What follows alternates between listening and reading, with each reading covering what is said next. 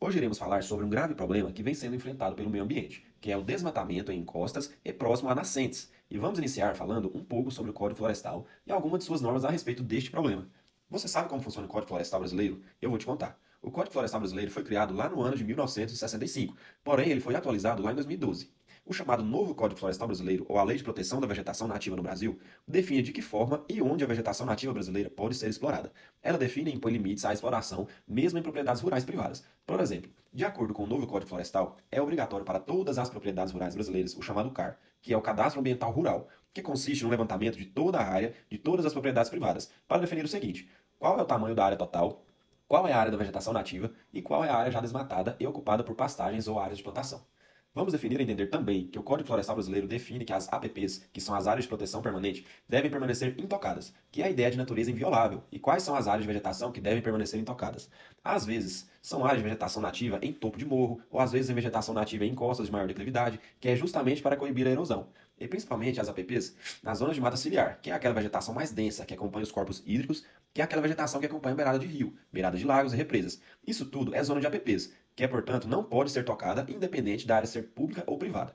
E por último, o Código Florestal define as RLs, que são as reservas legais, que nada mais é o tamanho da área de vegetação nativa que deve ser conservada dentro das propriedades rurais. Por exemplo, qualquer propriedade dentro da Amazônia legal obrigatoriamente deve ser preservada 80%. Nas áreas de cerrado, 35% da conservação e nos demais biomas brasileiros, uma área mínima de 20% da vegetação tem que ser conservada. Se não houver o processo de conservação legal, claro que o proprietário está sujeito às penas da lei. Algumas medidas podem e devem ser adotadas para a diminuição de algum dos problemas mais graves, como o desmoronamento de morros e encostas e a desproteção de nascente. Como, por exemplo, uma medida é o plantio em curva de nível, que nada mais é que uma técnica de conservação do solo e da água excelente para o cultivo em morros e terrenos acidentados. Neste tipo de plantio, cada uma das linhas de planta forma uma barreira, diminuindo a velocidade da enxurrada.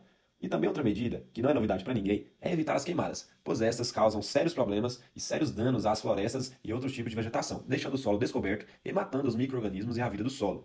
Este solo, sem proteção da cobertura vegetal, pode ficar endurecido pela ação das gotas da chuva, o que irá reduzir a velocidade e a quantidade de infiltração de água, além de favorecer as enxurradas.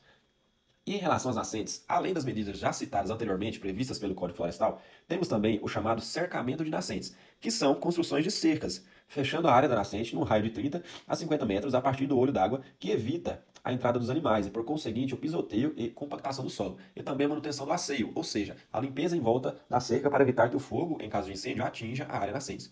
E para fechar, só vale a pena finalizar com a diferença do conceito de conservação e preservação.